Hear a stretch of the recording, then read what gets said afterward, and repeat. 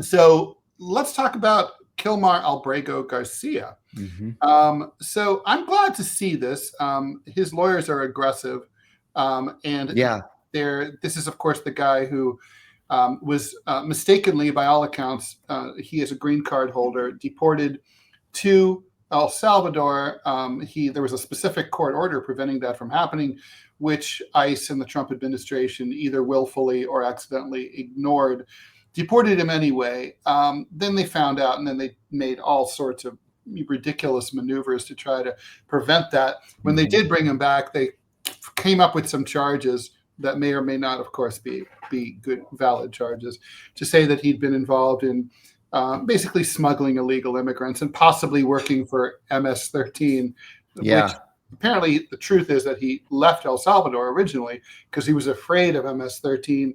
The Salvadorian authorities even said he doesn't fit the profile, nothing that they believe. They don't believe he's a member. He doesn't have the right tattoos. He just nothing fits, right? He's kind of just a mild-mannered dude who may have not been the best husband, is basically my take here. Right. So anyway, Secretary of Homeland Security, Kristi Noem, went on Twitter to call him a monster.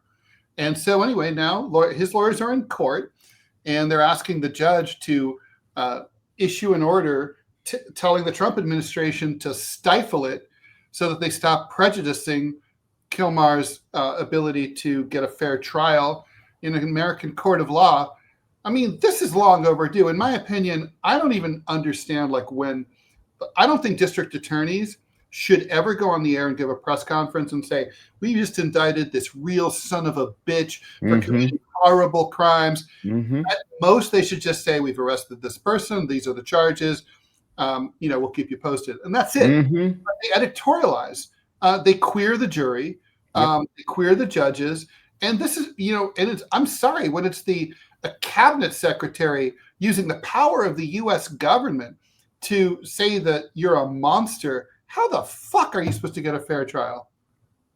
Even in the Bureau of Prisons, if you are a member of a gang, the last two digits of your prisoner ID number are going to be -47. And so you see these guys in the Crips and the Bloods and MS-13, and they all have 47. And then there was a guy I was sitting with one day, and I noticed his badge said 47. And I said, how are you a 47? He's just a typical white guy. I said, how are you a 47? He said, they accused me of being in the mafia. I said, the mafia? You're not even from a town that has the mafia. And he's like, I know. And then when I complained, they just said, so sue me. But if you have a badge that ends in 47, you can't go to a minimum security camp. You're not allowed to have, compassionate release. You can't do anything. You're stuck in prison. But they don't have to actually show anybody any proof that you're in a gang. Once they say you're in a gang, that's it. It's done. You're in the gang, whether you like it or not. And that's what Kristi Noem is doing in this case. You just keep repeating the lie over and over and over and over. And now all of a sudden, he's MS-13, whether it's true or not. I mean, it does seem like he's got great lawyers.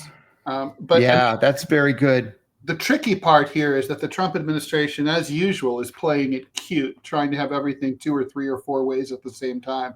So they want to prosecute him, but they said, well, we won't prosecute him. We might not prosecute him, in which case we'll send him back to El Salvador, maybe South Sudan.